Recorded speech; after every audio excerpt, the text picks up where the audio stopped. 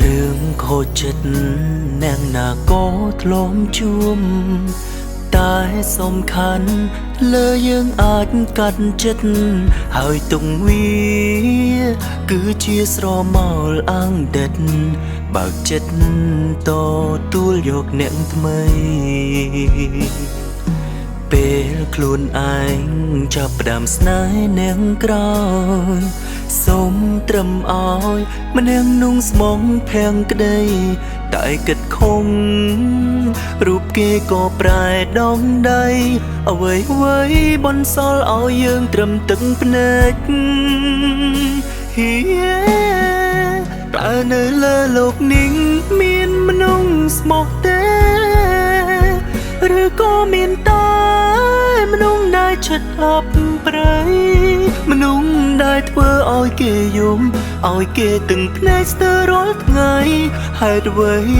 លោកីមិនដឹងទុំចង់ឲ្យលើលោកនេះមនុស្សក្បត់ស្លាប់អស់ចង់ឲ្យមនុស្សស្មោរស់ពីពេញផែនដីព្រួងបេះដូងខ្ញុំឈឺចាប់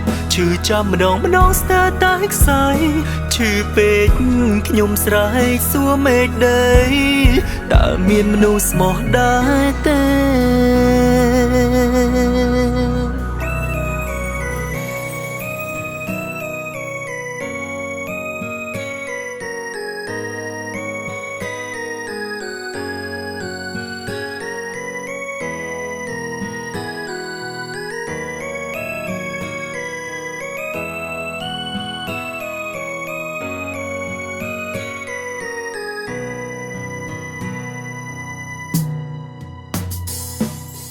ចង់ដឹងណាំងតើស្នេហាជាអ្វីមនុស្សប្រុសស្រីហេតុអ្វីត្រូវតែតឹងភ្នែកជុំគ្នាហើយម្ដេចក៏វេលាឲ្យបែកយំយែកព្រួងមនុស្សចិត្តសាវាពេលខ្លួនឯងចាប់ផ្ដើមស្នេហ៍អ្នកក្រោយសូមត្រឹមអោយម្នាក់นุ่งស្មងភាំងក្ដីតែគិតខំរូបគេក៏ប្រែដងដៃអ្វីបនសល់ឲ្យយើងត្រឹមទឹកភ្នែកហ៊ីតែនៅលើលោកនេះមានមនុស្សស្មោះទេ